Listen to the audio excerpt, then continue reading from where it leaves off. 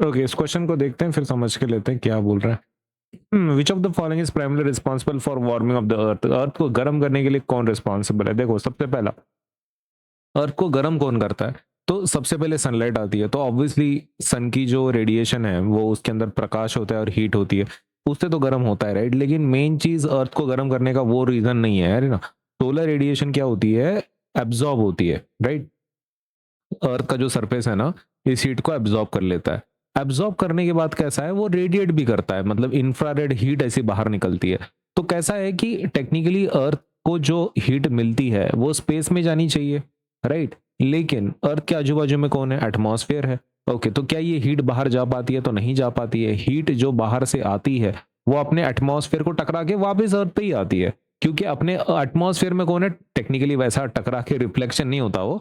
Technically कैसा है कि आपके जो एटमॉस्फेयर उसमें कौन सी गैसेस हैं? ग्रीन हाउस गैसेस हैं। तो ये जो ग्रीन हाउस गैसेस है ना, हीट को बाहर ही नहीं जाने देते। मतलब हीट ऊपर से तो आती है, ऊपर जाने को गए तो ये एब्जॉर्ब कर लेता है कि कहाँ जा रही है भाई हीट, मैं तो एब्जॉर्ब कर लूंगा। तो ये जो ग्रीन हाउस गैसेस है आपकी, जैसे कि वाटर है, CO2 है, CH4, ये क्या करते हैं? ग्रीन हाउस गैस को ट्रैप कर लेते हैं, हीट को ट्रैप कर लेते हैं। तो क्या ये स्पेस में चली जाएंगी हीट अर्थ से? तो नहीं जाएगी, है ना। ये चीज आपको ध्यान में रखना है कि ग्रीन हाउस क्या कर लेता है? एब्जॉर्ब कर लेता है और वार्मिंग अर्थ सरफेस गर्म कर देता है। आपके जो ग्रीन हाउस गैसेस हैं ये क्या हो जाएंगे? इसको ट्रैप करके रखेंगे। किसको ट्रैप करके रखेंगे? आपके हीट को ट्रैप करके रखेंगे। ये चीज आपको ध्यान में रखना है।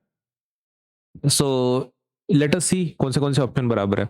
Solar radiation is immediately absorb by carbon dioxide which then releases it as heat. Okay, तो ये बराबर है क्या कि solar radiation directly carbon dioxide absorb करता है? तो नहीं, ये स्टेप ही गलत है ना। पहला स्टेप क्या है?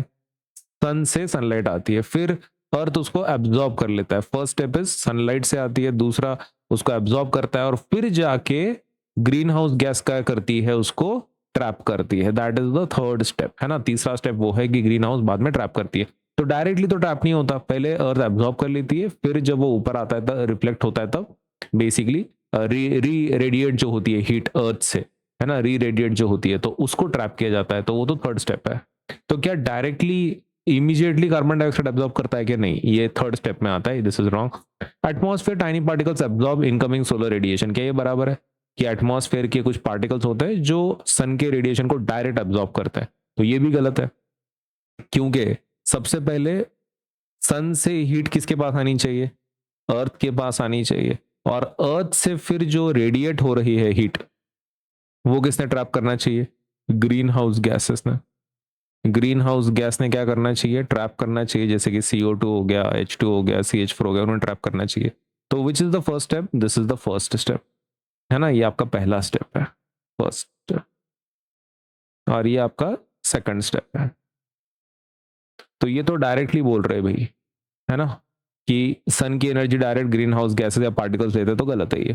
Third, earth surface absorb solar radiation, क्या ये बराबर है? अर्थ का सरफेस सोलर रेडिएशन को एब्जॉर्ब कर लेता है, हाँ, तो ये पहला स्टेप बराबर है। विच इज देन री रेडिएटेड, हाँ बराबर है, री रेडिएट होता है और उसको ग्रीन हाउस गैस ट्रैप कर लेते फिर, हाँ ठीक है। ये परफेक्टली उस सीक्वेंस को मैच हो रहा है, तो this is a perfect answer, third number. The Earth's atmosphere is heated only by the solar radiation reflected by the cloud. Okay, तो अर्थ का जो एनवायरमेंट है is heated only by the solar radiation. खाली solar radiation से environment heat होता है। तो क्या ये गलत है? क्या ये सही है? नहीं है ना, क्योंकि सिर्फ सनलाइट नहीं है, it is also because of the green house gases जो हीट को ट्रैप करती है। तो अपना आंसर क्या रहेगा फिर? थर्ड वाला आंसर बराबर रहेगा। The earth surface absorb solar radiation, फिर उसको री रेडिएट करता है और ग्रीन हाउस गैस उस री रेडिएटेड रेडिएशन को एब्जॉर्ब कर लेती है। तो ये चीज आपको ध्यान में रखना है, दो स्टेप में होता है ये।